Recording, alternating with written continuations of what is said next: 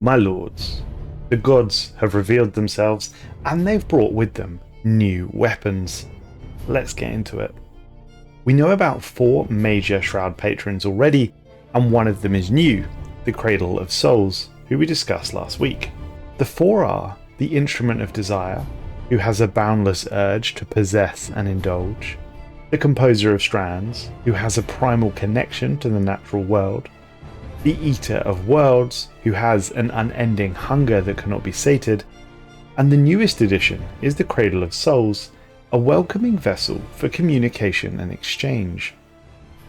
We know that with Shadows of the Shroud we're also going to get access to 8 minor patrons, 4 of which we'll be able to meet per playthrough.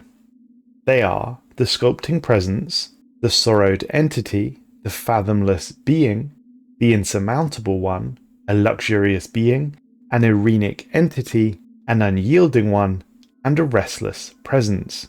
They all await us in the Shroud. Each of these minor patrons has a small place between 2 domains, though the likely being that we encounter will probably differ from game to game. I think this confirms a previous thought that essentially each of the 8 sits somewhere in the Shroud window, between the major Shroud entities. Whether they have some sort of connection isn't 100% clear at this point, but I would assume that they at least somewhat share the ethics or desires with their neighbouring major patrons. What we do know is that the minor patrons have accords for those that they meet, and should you encounter them, may grant you a portion of their power in the form of a Zrow consuming edict. 2 examples are given: the Black River, who can provide a 25% sublight speed boost, or increase the output of our telepaths, and the second is the Animator, who is, as you all know, by far the most well known of all of the minor patrons. The Animator will increase hull regen, armor regen, evasion, and ship fire rate, all extremely valuable combat stats. We also will learn a little bit more about the Whispers and its new place within the Shroud. Prior to this great change, Whispers was the materialist of the Shroud.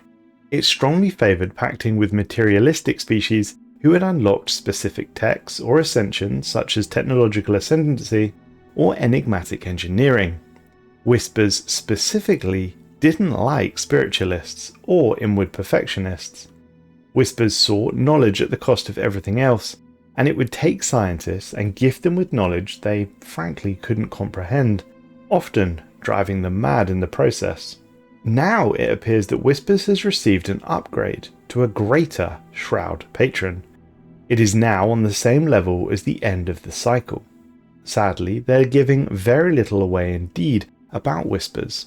All we have been told so far is that at the centre of the Shroud spins the Whisperers, an ever-shifting amalgam of all patrons with knowledge of all things. The Shroud is not a fixed realm, it bends to the psyche of those who enter, reflecting their nature, desire and fear. What one empire encounters within may differ wildly from another's experience. The Shroud reveals and conceals in equal measure, and it is most mysterious indeed. Clearly, however, there is an option to embrace Whispers, though consequences of this decision remain to be seen. I'd bet that this will fulfill any mad scientist's fever dream, but I am very excited to see what this looks like, and that we finally have a foil for the end of the cycle. I wonder if they'll be directly put up against one another.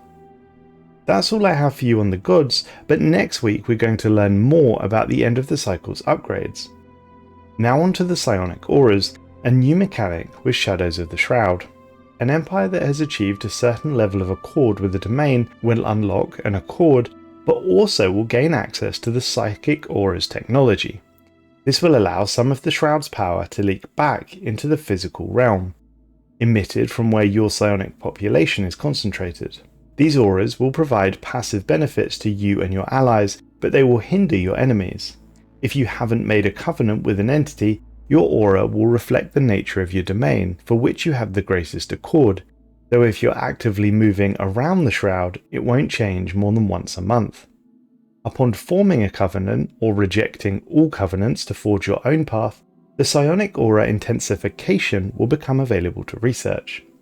This technology will allow your aura to grow and even spread into other star systems. When two auras collide, the stronger aura will eat away at the weaker one until it can take it over completely. Psionic aura intensification appears to also increase both the speed and growth of your Empire's aura, and as a bonus increases your chance of something good happening when you delve into the Shroud.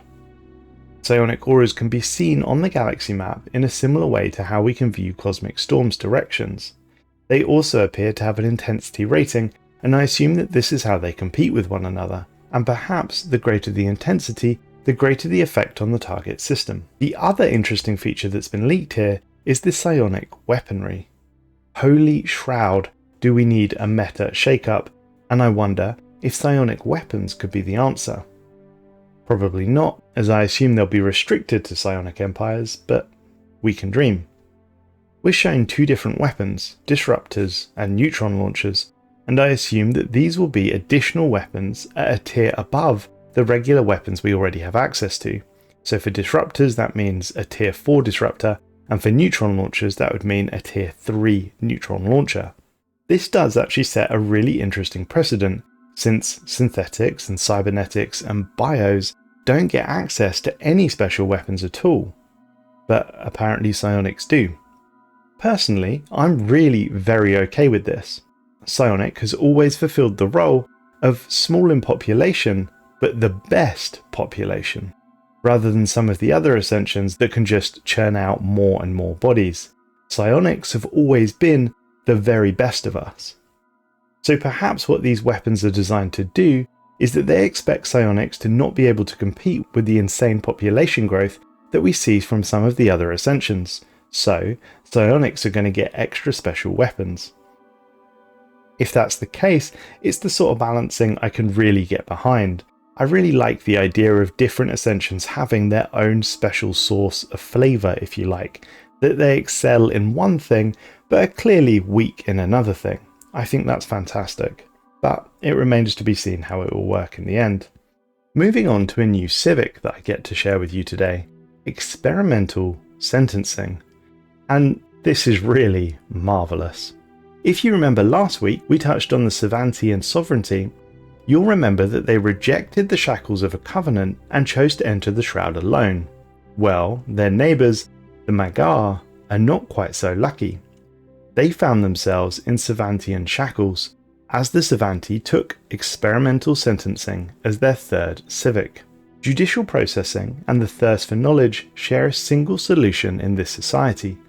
Working in utmost secrecy, researchers conduct harsh experiments on test subjects drawn from the criminal underworld.